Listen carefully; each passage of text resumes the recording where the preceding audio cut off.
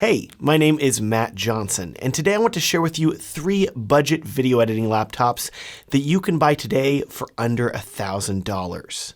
These laptops are going to be capable of editing up to 4K video in Adobe Premiere or DaVinci Resolve, or basically any other video editing software other than Final Cut, which is Mac only. They will also be great for sound mixing, After Effects graphics work, editing photos. Basically, any content creation is going to be good on these laptops. Now, that said though, there's got to be a catch, right? How can you get a good laptop for under $1,000? Well, here's the catch. If you've tried to buy a computer in the last year or so, you've probably noticed it has been very difficult to find computer parts for affordable prices due to shortages brought about by the pandemic. One of the most difficult parts to find has been graphics cards, and as a result, this has driven up the cost of most laptops with dedicated graphics cards to over $1,000. So to compensate, these budget laptops use an integrated AMD GPU, which, to be clear, is still good, but not absolutely fantastic. You will still be able to edit 8-bit 4K video, but if you want to edit 10-bit 4K, 6K video, RAW video, etc., you will probably want to look into a higher-end laptop.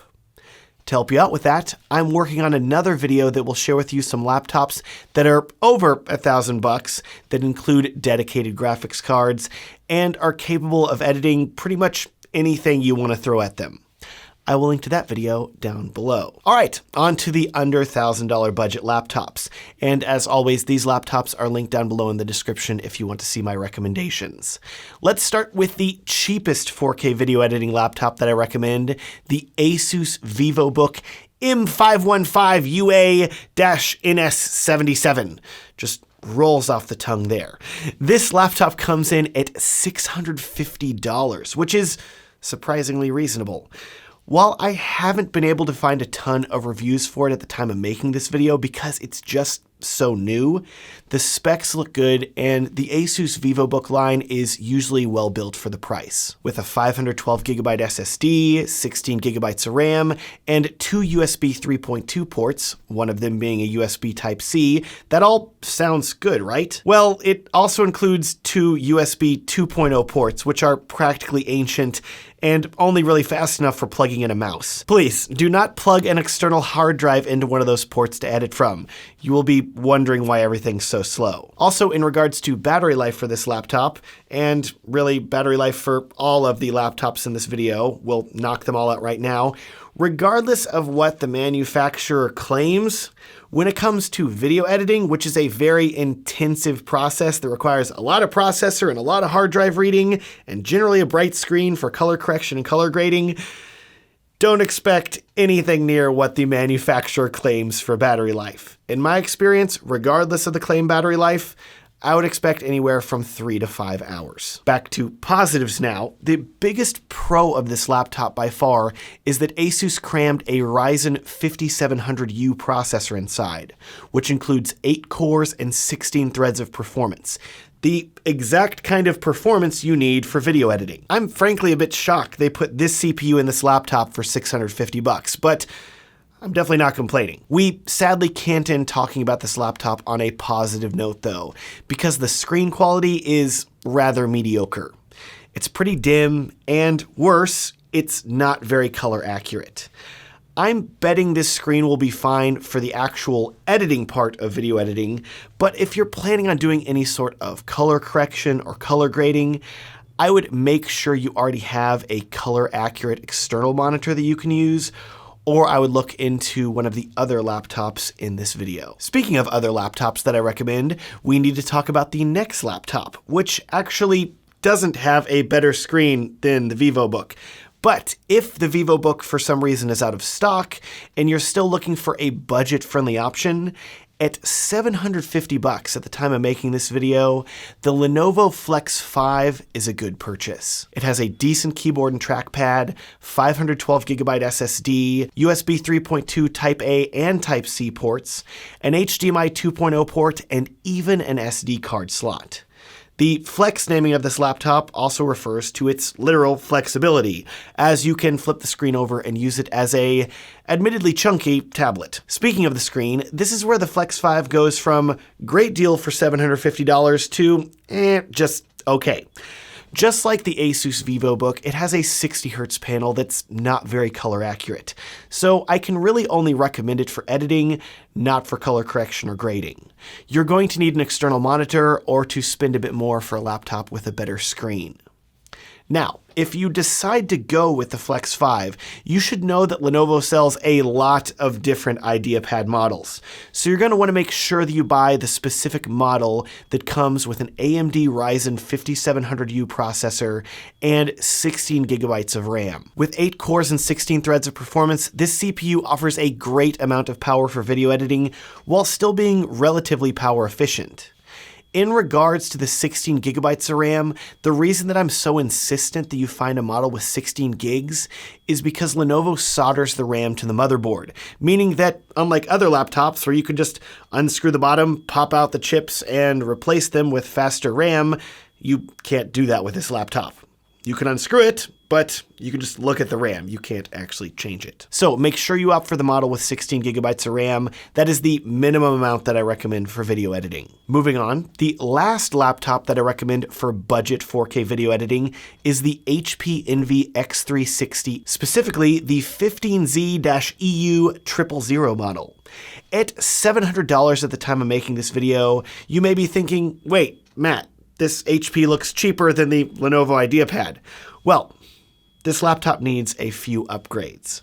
At the base level, the Envy only comes with a 6-core 12-thread Ryzen 5500U CPU, 8 gigs of RAM, and a display with very low color accuracy.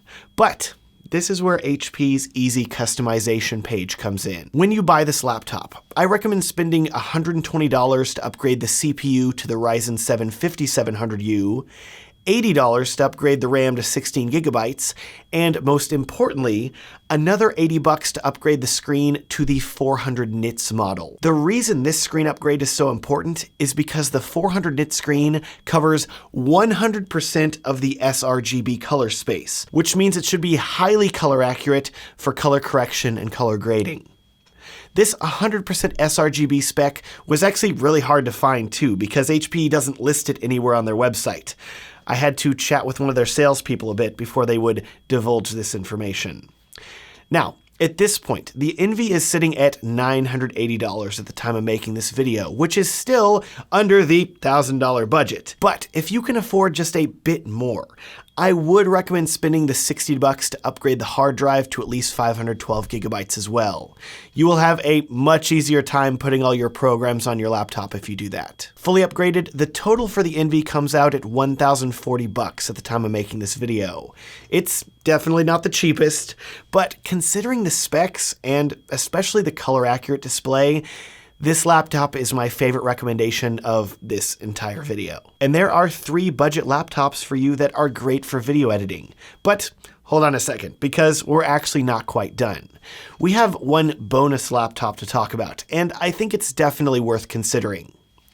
If you asked me a couple years ago if we would ever see a laptop made by Apple that would be capable of 4K video editing for under $1,000, I would have probably laughed. Because in the past, Apple has oftentimes charged multiple thousands of dollars for a laptop that would be powerful enough for higher-end video editing.